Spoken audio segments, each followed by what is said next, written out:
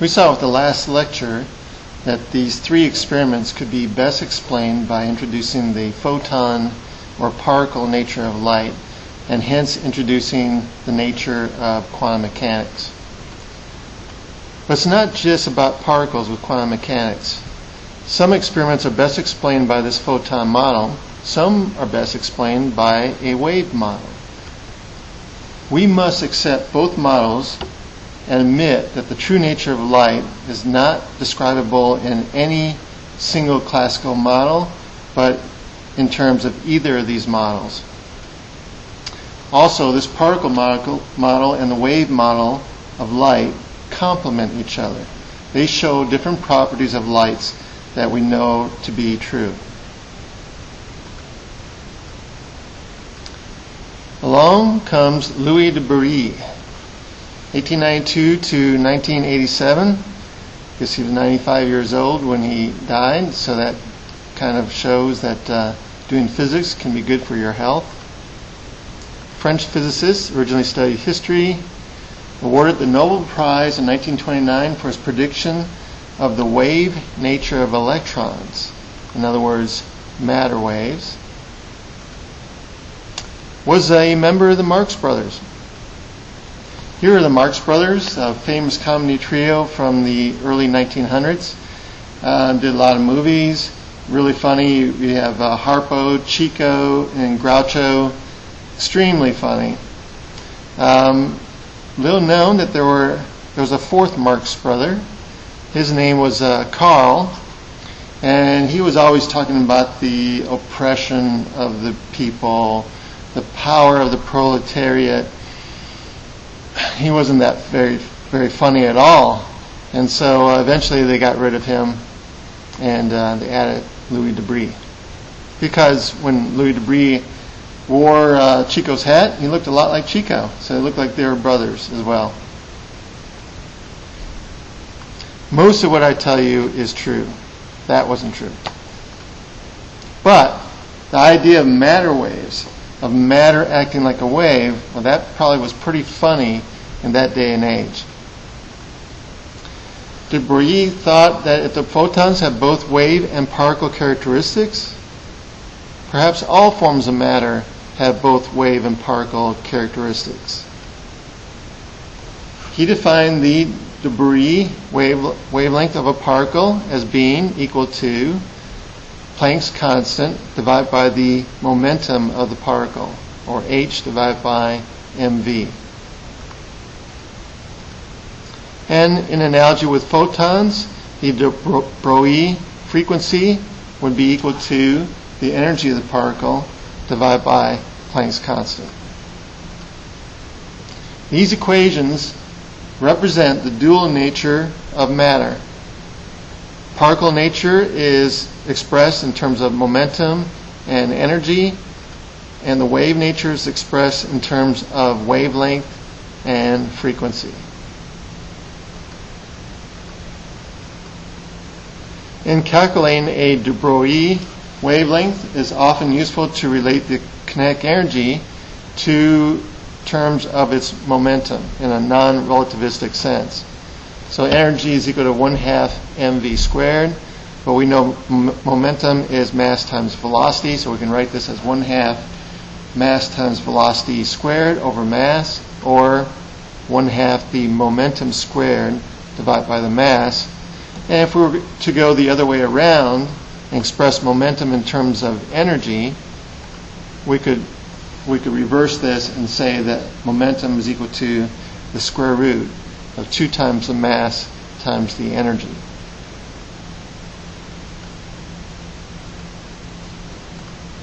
Well, if this theory were true, if particles do have a wave nature, then maybe as a wave they should express or exhibit wave properties, things like diffraction. Diffraction is truly a wave effect. And so if particles could exhibit diffraction, they are acting like a wave. Davidson and Germer observed electron diffraction, and hence they were able to measure the wavelength of electrons and prove de Broglie's theory about matter waves, that matter acted both as a particle and as a wave. Here's how it might look. Monoenergetic beams of electrons are incident on a double slit. The slit widths are small compared to the actual calculated electron wavelength according to de Broglie's formula. As the electrons encounter this double slit, we see a diffraction pattern appear on a screen.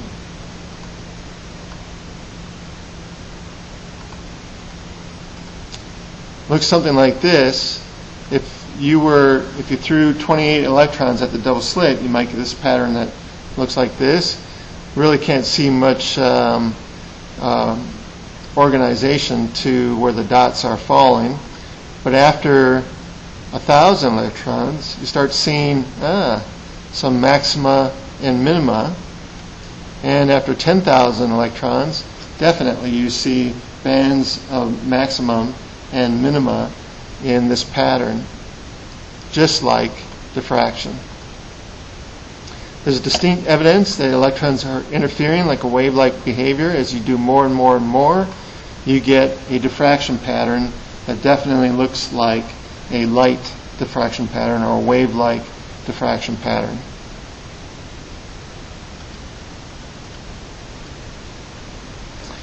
So, what is electron diffraction? With this double slit experiment and the wavelength of the electron being larger than the slit width, an electron actually interacts with both slits simultaneously. If you try to determine which slit the electron went through, the act of trying to measure the interference pattern would break the wave function, and hence you would not be able to determine exactly which slit it went through. In other words, really truly maintain the wave aspect of the electron, it really goes through both slits in a probability sense. Part of it goes through one slit, part of it goes through the other slit as it acts like a wave. So, in essence, J.J. Thomson was responsible for determining or discovering the electron and determining it to be a particle. He won the Nobel Prize in 1906 for saying the electron is a particle. His son, independently with Davison and Germer, George Paget Thomson, also showed that electrons could exhibit diffraction, and he jointly won the Nobel Prize with Davison and Germer in 1937, basically for showing that the electron is a wave. So we have the wave-particle duality here all in one family.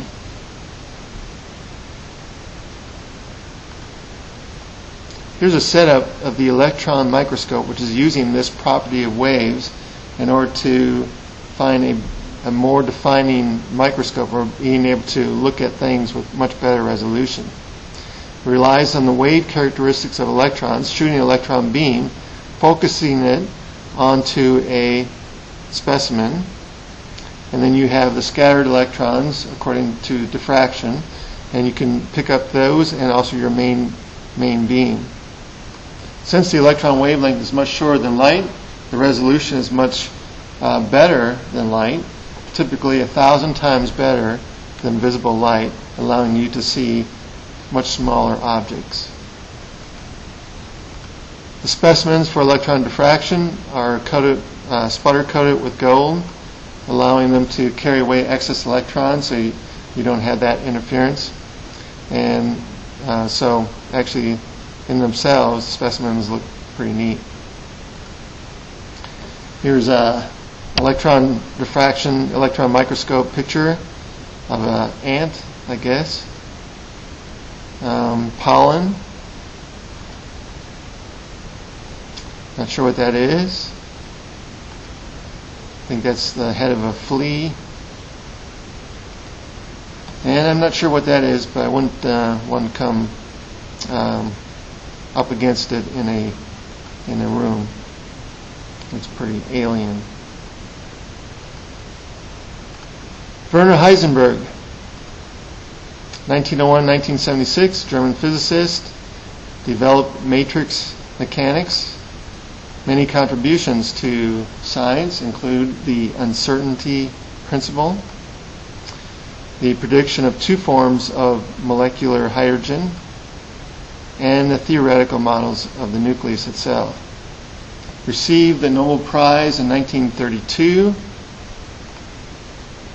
was in charge of Germany's nuclear bomb program in World War II.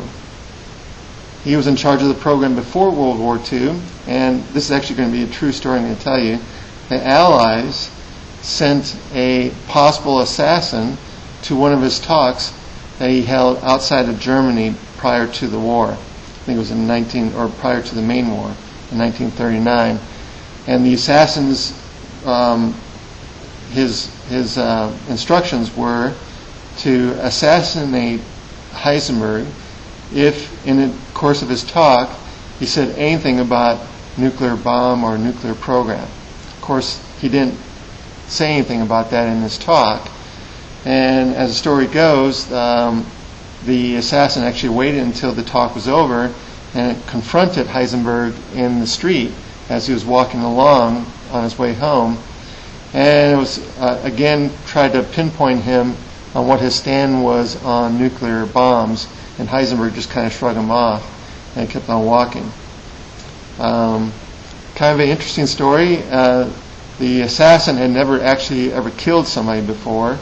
And possibly, in this sense, he probably should have gone ahead and done it, because if Germany had gotten the nuclear bomb first, it would have been a disaster for the world.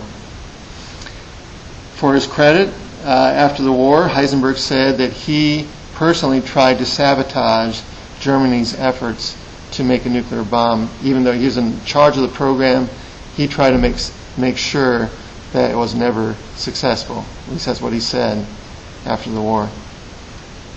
During the war, though, it was increasingly evident that the Allies would want to find him. So they were looking around for him.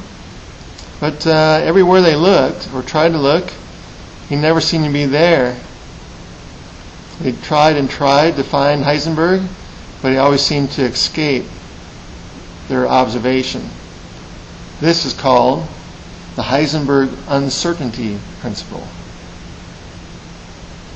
No, I'm just joshing you. The true introduction to the uncertainty principle goes like this. In classical mechanics, it is possible in principle to make measurements with arbitrarily small uncertainty. In other words, infinite accuracy. You can measure something totally as accurate as possible. In quantum mechanics, nope. Quantum theory predicts that it's fundamentally impossible to make simultaneous measurements of a particle's position and momentum with infinite accuracy. It's not a problem with measuring. It is a problem inherent with the wave nature of matter, the probability of matter being in one place and another place at the same time. If a measurement of the position of a particle is made with uncertainty delta x, and a simultaneous measurement of its x component of momentum is made with uncertainty delta p sub x, then the Heisenberg uncertainty principle is uncertainty delta x times uncertainty delta p sub x is greater than or equal to a constant h bar divided by 2.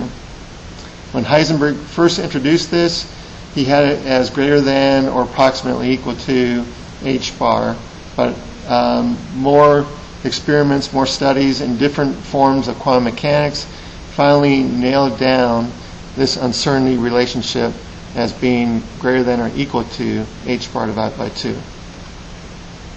H bar is the reduced Planck's constant. It is h divided by 2 pi, which is 1.055 times 10 to the minus 34 joule seconds. Oftentimes in problem calculations, the 1/2 is again dropped, somehow lost. And I think in the problem calculations you'll have in your problem sets, be ready for that. So oftentimes it'll be expressed delta x, delta p sub x as greater than or equal to just h bar. So be ready for that. Not sure why, but be ready. It is physically impossible to measure simultaneously the exact position and the exact momentum of a particle. This does not result due to imperfections in practical measuring instruments. In other words, if you made the instruments better and better and better, would you be able to forego the Heisenberg uncertainty principle? And the answer is no. It is a basic intrinsic result of quantum mechanics. So it really depends on the quantum structure of matter, the probability, the idea that things, even like electrons, act like waves. Another form of the uncertainty principle can be expressed in terms of energy and time, and it looks like this. The uncertainty in energy times the uncertainty in time is greater than or equal to h bar divided by 2. So there's always a minimum limit to that. One interesting aspect of this form of the uncertainty principle is that it suggests that energy conservation can appear to be violated for a very short period of time. If you had a short period of time, you might be able to get energy to go to change above some maximum limit with your delta E with some uncertainty if your time is short enough. Kind of an interesting result, and becomes important in some aspects of quantum mechanics. Say if you had a wave encountering a barrier, it possibly can tunnel through that barrier, actually exceed the energy of that barrier for a short period of time, so it can find itself making it to the other side. And this is indeed what happens in electronic systems. In using this formula, again, oftentimes when you're doing problems, you will drop the 1/2 and it will simply just be greater than or equal to h bar, or 1.055 times 10 to the minus 34. That concludes the second lecture of Chapter 40.